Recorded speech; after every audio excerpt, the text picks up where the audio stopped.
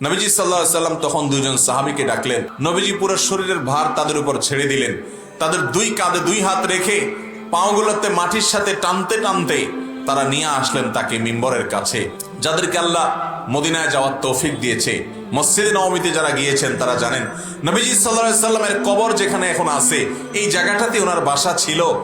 আর মসজিদে নববীতে ওনার যে মিম্বরটা আছে এই বাসা থেকে মিম্বর আমাদের এই পুরো প্যান্ডেলটার এই মাথার ওই মাথা এতটুকু হবে না, আরো কম। ওখান থেকে মিম্বর পর্যন্ত হেঁটে এসে মসজিদে জামাতে শামিল হবেন, মসজিদের সাথেই তার বাসা।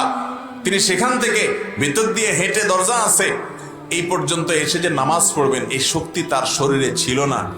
নবীজি সাল্লাল্লাহু আলাইহি সাল্লাম তখন দুজন সাহাবীকে ডাকলেন, আলী এবং আব্বাস রাদিয়াল্লাহু তাআলা আনহুমা, এই দুজনকে ডেকে বললেন কাছে আসো। তারপর দুই হাতটা তাদের কাঁধের উপর তুলে দিলেন।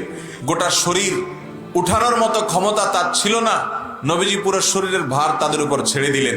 তাদের দুই কাঁধে দুই হাত রেখে পাগুলোতে মাটির সাথে টানতে টানতে তারা নিয়ে আসলেন তাকে মিম্বরের কাছে। নবীজি সাল্লাল্লাহু আলাইহি সাল্লাম ইমামতি করে নামাজ পড়ানোর মতো দাঁড়িয়ে সেই ক্ষমতা তার ছিল না। তিনি আবু বকরকে অনুরোধ করলেন আপনি ইমামতি করেন। আম্মাজান আয়েশা রাদিয়াল্লাহু তাআলা আনহা তিনি জানেন তার বাবা নরম দিলের মানুষ, নবীজি সাল্লাল্লাহু আলাইহি সাল্লামের সামনে ইমামতি করতে তার বুক কাঁপবে, তিনি পারবেন না। আবু বকর রাদিয়াল্লাহু তাআলা আনহু কাচুমুচু করছেন, অপারগতা প্রকাশ করছেন, লাজুক মানুষ ছিলেন। আম্মাজান আয়েশা বলেন, হে আল্লাহর রাসূল, আমার বাবা বড় নরম দিলের মানুষ, বড় কোমল মনের মানুষ, উনি আপনার সামনে ইমামতি করতে পারবে না।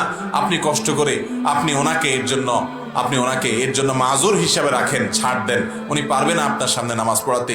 এত সম্মান নবীজি সাল্লাল্লাহু আলাইহি সাল্লামকে করতেন, এত ইজ্জত তাকে করতেন। তখন নবী সাল্লাল্লাহু আলাইহি সাল্লাম নিজে ইমামতি করেছেন মাজুর অবস্থায়।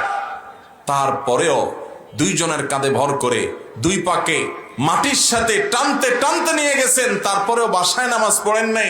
ও যুবক, আল্লাহর নবী যার পূর্বের পেছনে সবকিছু মাফ, যিনি জান্নাতীদের সর্দার, যিনি নবীদের সর্দার, যিনি আল্লাহর এত প্রিয় মানুষ, তিনি বাসায় নামাজ পড়লেও তো হইতো, কিন্তু ওই সময় পর্যন্ত জীবনের এরকম গুরুত্বপূর্ণ সময়, মৃত্যু মুখে পতিত, ভয়ঙ্কর অসুস্থ, এত দুর্বল শরীর নিয়ে নবীজি মসজিদের বাইরে নামাজ পড়েন নাই।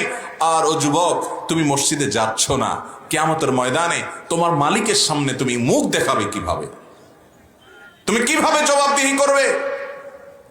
দিন এক সময় শেষ হয়ে যাবে ভাই, শক্তি এক সময় শেষ হয়ে যাবে। যখন বৃদ্ধ হয়ে যাবেন তখন মসজিদ থেকে আপনাকে কেউ টেনেও বের করতে পারবে না, মুয়াজ্জিন দরজা বন্ধ করে দিলে তার সাথে ঝগড়া করবেন যে দরজা বন্ধ করার দরকার কি, একটু আল্লাহর ঘরে বসে তাসবিহ তাহলিল পড়ি, একটু তেলাওয়াত করি। ভাইরা আমার, ওই বৃদ্ধ বয়সে ইবাদত করতে চাইবেন, কিন্তু যৌবন বয়সটা শয়তানকে দিয়ে দিবেন, বৃদ্ধ বয়সটা শুধু আল্লাহর জন্য রেখে দিবেন, যৌবন বয়সটা ইবলিসের কথা অনুযায়ী চলবেন, নিজের মন মতো চলবেন। কোন মুখে আল্লাহর কাছে জান্নাত দাবি করবেন?